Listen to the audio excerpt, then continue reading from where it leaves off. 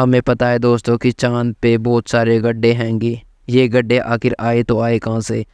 तो जब धरती बनी थी यानी धरती से पहले डायनासोर रहते थे, और उन डायनासोर और जब मीटियोर्स धरती पे गिरे तो जो कुछ मीटियोर्स थे वे कुछ चांद पे भी आके गिरे थे।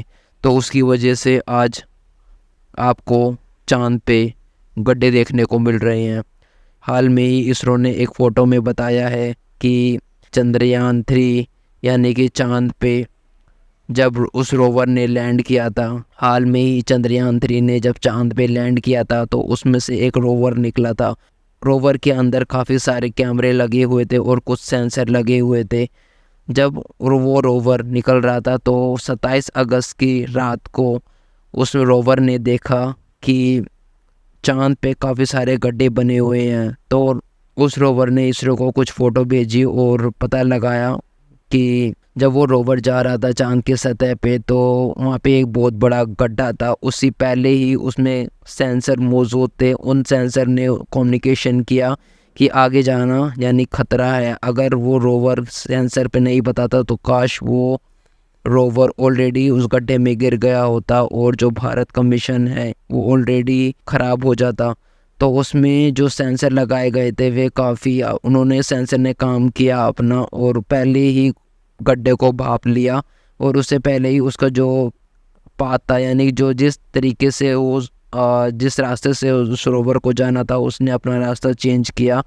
तो इसी चीज़ को लेके इसरो ने अपनी ऑफिशियल साइट ट्विटर पे उन्होंने पोस्ट किया और उन्होंने बताया कि 27 अगस्त को एक बहुत बड़ा क्रेटर यानी कि बहुत बड़ा गड्ढा उनके रोवर के सामने आया जो कि ऑलरेडी चंद्रमा पे जा रहा है धीरे धीरे और सफ़र कर रहा है।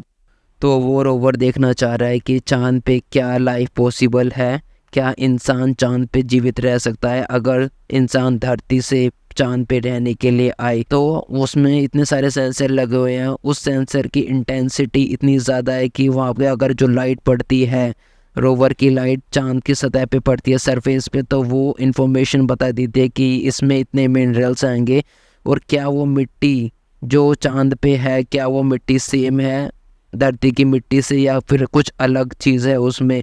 और चांद पे वैज्ञानिकों को तो ये भी पता है कि वहाँ पे पानी अवेलेबल है क्योंकि वहाँ पे साउथ पोल पे टेम्परेचर माइनस में पहुँच जाता है। इतना ठंडा टेम्परेचर हो जाता है कि वहाँ पे यहाँ तक कि बर्फ़ जम जाती है। अब वो जो बर्फ़ जमती है क्या वो क्लाउड है या फिर वहाँ पे कहीं खट्टी हो जाती है बर्फ़ जिसकी वजह से वहाँ पे पानी अवेलेबल है।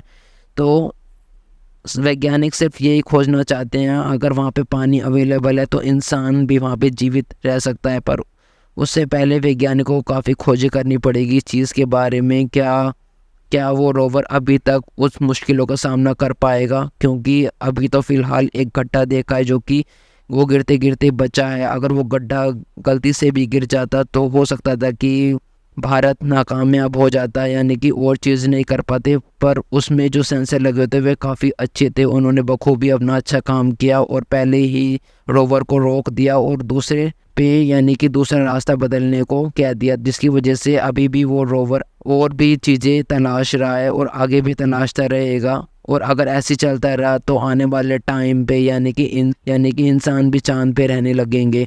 अभी तक काफ़ी खोजें की जा रही है ताकि कुछ सामने आए और चांद पे काफ़ी चीज़ें देखी जाए। और अगर चांद पे एलियन हैं तो क्या वहाँ पे कुछ एलियन हैं या एलियन की मौजूदगी है, तो ये भी एक सबसे बड़ा साइंस का विज्ञान का बहुत बड़ा वो होगा। क्योंकि आज तक हमने दुनिया में एलियन कभी भी नहीं देखे हैं, बट सिर्फ सुनने में आया है।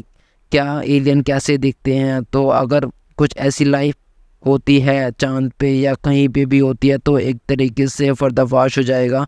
क्या एलियन होते हैं तो एलियन दिखते कैसे हैं, बस हमने दिखा है, हमने रियल लाइफ में तो नहीं देखा कि एलियन कैसे दिखते हैं, बट हम एक वो बता सकते हैं। पर अगर चांद पे एलियन दिख जाए तो कैसा होगा ये नज़ारा है। तो ये सबसे बड़ी इन्फॉर्मेशन होगी, क्या एलियन की मौजूदगी है चांद पे और क्या लाइफ एग्जिस्ट करेगी। तो इस चीज़ के लिए अभी आगे तक खोज जारी है वैज्ञानिकों की यानी इसरो की तरफ से। तो अगर आपको इन्फॉर्मेशन अच्छी लगी हो तो सब्सक्राइब ज़रूर कर देना चैनल को और नोटिफिकेशन को भी ऑन कर लेना ताकि जब भी मैं अपलोड करूँ वीडियो तो आपको सबसे पहले इन्फॉर्मेशन मिले। बाय दोस्तों, मिलते हैं अगली नेक्स्ट वीडियो में।